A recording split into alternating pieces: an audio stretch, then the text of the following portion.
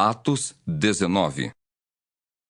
Aconteceu que, estando Apolo em Corinto, Paulo, tendo passado pelas regiões mais altas, chegou a Éfeso e, achando ali alguns discípulos, perguntou-lhes: Recebestes, porventura, o Espírito Santo quando crestes? Ao que lhe responderam: Pelo contrário, nem mesmo ouvimos que existe o Espírito Santo. Então Paulo perguntou: Em que, pois, fostes batizados? Responderam: No batismo de João.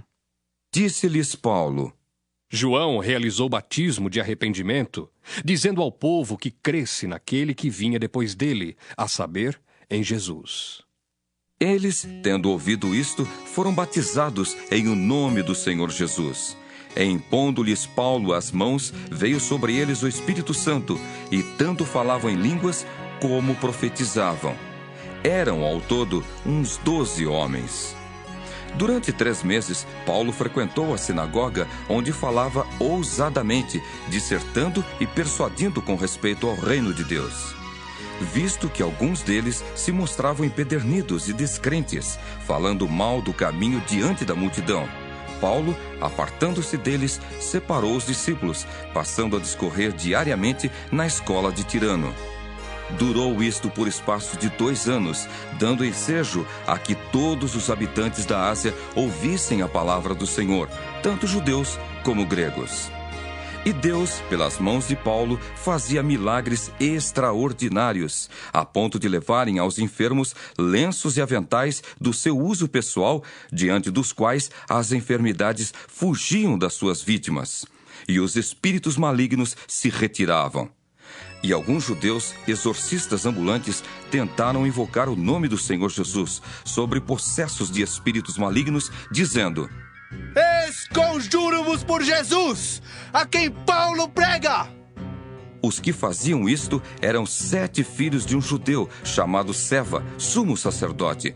Mas o espírito maligno lhes respondeu: Conheço a Jesus e sei quem é Paulo, mas vós, quem sois? E o possesso do espírito maligno saltou sobre eles, subjugando a todos, e de tal modo prevaleceu contra eles que, desnudos e feridos, fugiram daquela casa. Chegou este fato ao conhecimento de todos, assim judeus como gregos, habitantes de Éfeso. Veio temor sobre todos eles, e o nome do Senhor Jesus era engrandecido. Muitos dos que creram vieram confessando e denunciando publicamente as suas próprias obras.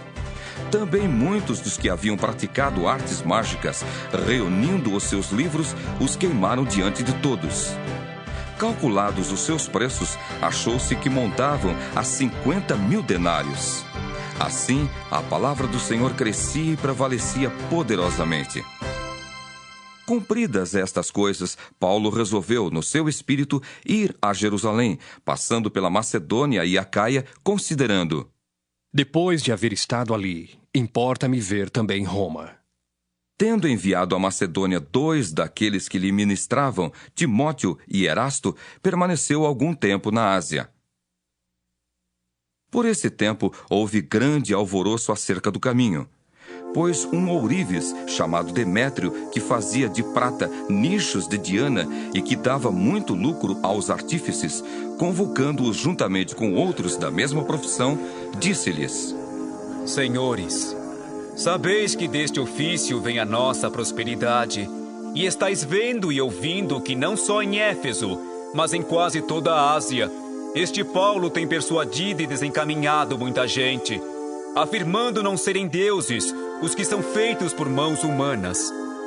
Não somente há o perigo de a nossa profissão cair em descrédito, como também o de o próprio templo da grande deusa Diana ser estimado em nada e ser mesmo destruída a majestade daquela que toda a Ásia e o mundo adoram.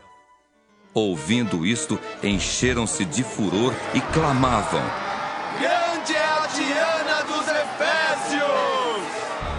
Foi a cidade tomada de confusão, e todos, a uma, arremeteram para o teatro, arrebatando os macedônios Gaio e Aristarco, companheiros de Paulo. Querendo este apresentar-se ao povo, não lhe permitiram os discípulos. Também as iarcas, que eram amigos de Paulo, mandaram rogar-lhe que não se arriscasse indo ao teatro. Uns, pois, gritavam de uma forma, outros de outra, porque a assembleia caíra em confusão. E na sua maior parte nem sabiam por que motivo estavam reunidos. Então tiraram Alexandre dentre a multidão, impelindo-o os judeus para a frente. Este, acenando com a mão, queria falar ao povo. Quando, porém, reconheceram que ele era judeu, todos, a uma voz, gritaram por espaço de quase 2 horas. Grande é a Diana dos Efésios! Grande O é a escrivão da Diana cidade, dos Efésios! tendo apaziguado o povo, disse: Senhores Efésios, quem porventura não sabe que a cidade de Éfeso é a guardiã do templo da grande Diana e da imagem que caiu de Júpiter? Ora, não podendo isto ser contraditado, convém que vos mantenhais calmos e nada façais precipitadamente, porque estes homens que aqui trouxestes não são sacrílegos, nem blasfemam contra a nossa deusa.